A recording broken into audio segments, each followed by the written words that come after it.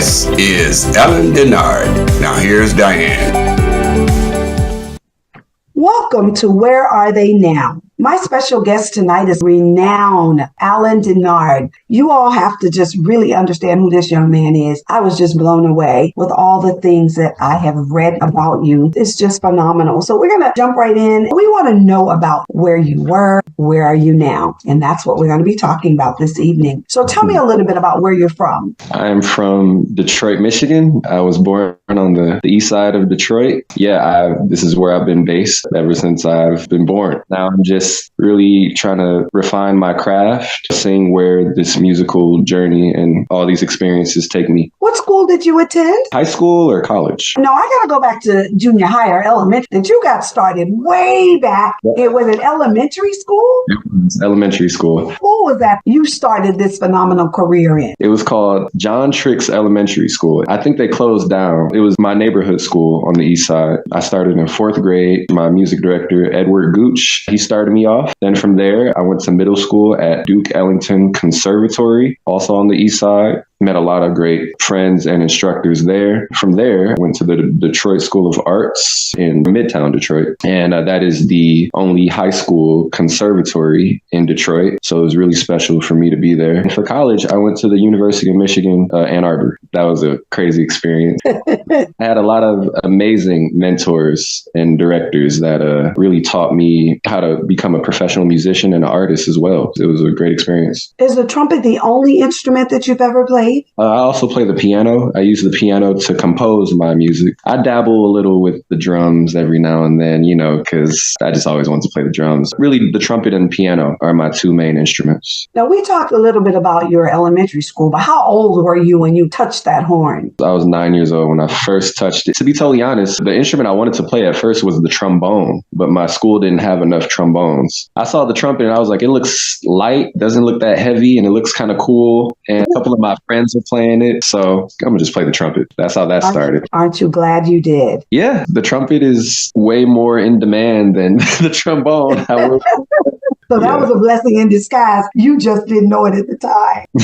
Let's talk about some of your main influences. Who influenced you? We can start with family, then go to teachers, and then go to professional musicians. But really, the first person that influenced me to start playing an instrument was my sister. She's 3 years older than me. She was a clarinet player because my elementary school was also a middle school too. And I would see her in the band playing the clarinet, and she was really good. And I was like, man, I want to play an instrument. I really looked up to my sister. So I kind of wanted to be like her. I picked up a trumpet really because of my sister. But my aunt also is a very well-known saxophone player who in the 70s was a part of this avant-garde group called Griot Galaxy. And she was the bass clarinet player in that group. And that was with Farouk Zibay and Jaribu Shaheed. She really had a lot of influence when it comes to me starting my musical journey. After that, I had teachers in like middle school and high school, such as my teacher, DeBlon Jackson, who started me off using ear training, being able to sing the note before actually playing it. I think that really set me apart from a lot of the musicians and the students today. You kind of come from a musical family. Yeah, my dad is in this Motown vocal group. He's doing his thing too. I kind of come from a musical family. Wow, how phenomenal to be able to come from a musical family. I cannot play a note. That is absolutely awesome. But do you write your own music? Yes, I do. I use the piano to compose most of my music, if not all of my music. I started writing, composing music probably in high school. It wasn't like the craziest or the most complex series of work. It still meant a lot to me to be able to hear something and get it on paper and be able to notate it. And I used to just write some ideas like a bebop line or something like that in high school. But when I got to college, I really started to explore composition and how to construct chords and put the right melodies and stuff like that, and understood how to make music more in college. Do you write for anybody else? We call that ghostwriting. And I don't know what you call it, but have you written for anybody else? I haven't wrote for anyone. People have come and asked me if I do like write horn parts for other people or melodies. Right now, no, I'm only writing for myself. I cannot be mad at you. We're going to take a break and we're going to listen to the Oasis. Okay. And then when we come back, we will continue our conversation. And then we're going to play some other music. I have had the awesome pleasure of listening to some of your music, so I'm pretty excited about hearing the Oasis. Oh, and then I'm going to come back and ask you a couple of questions about about it. So Sounds good. right back.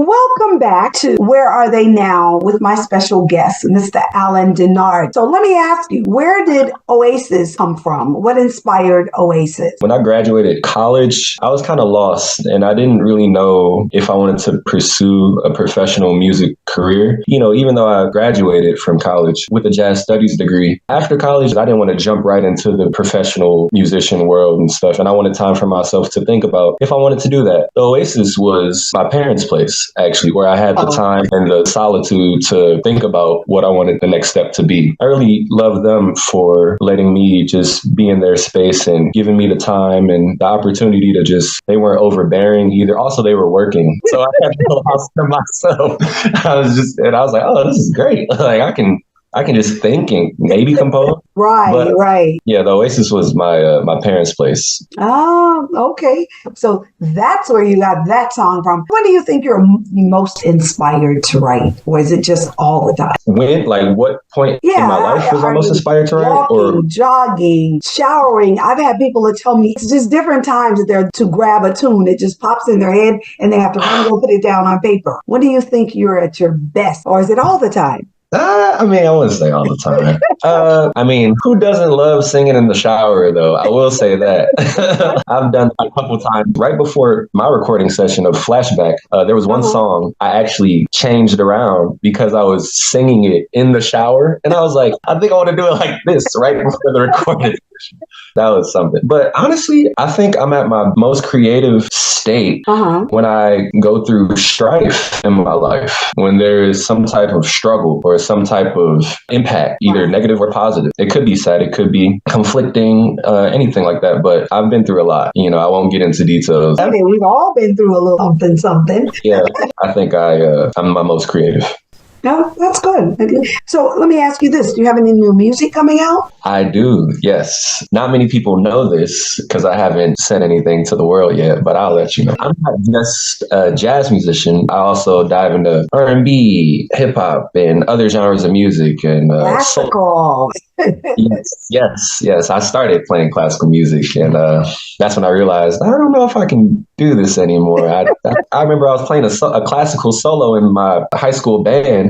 And I was kind of moving. And I'm like, I don't think I should be doing this. I'm like, still and just I'm supposed to be still. So, but no, the new music that I'm coming out with, actually diving into house music. It's like a softer version of techno music. I am actually going to be releasing a EP. That's like a 4 to 5 song album, if you want to call it. And it's going to be released on a pretty well-known record label in Detroit. It's going to be a live recording, actually. And if you're in town, I will hope that you can make it. It's going to be June 28th at Motor City Wine. It's going to be a live recording of that new music. I got it all recorded and ready to put on paper. So, well, my birthday is June 26th. I was trying to go on a cruise, but if I'm in Detroit, I have to be there to be a part of that live piece. And you told it right here on Where Are They Now? So now the world will know that he's got something coming out. You all please be present on June 28th. At Motor City Wine? Yes. So we need y'all just fill up the building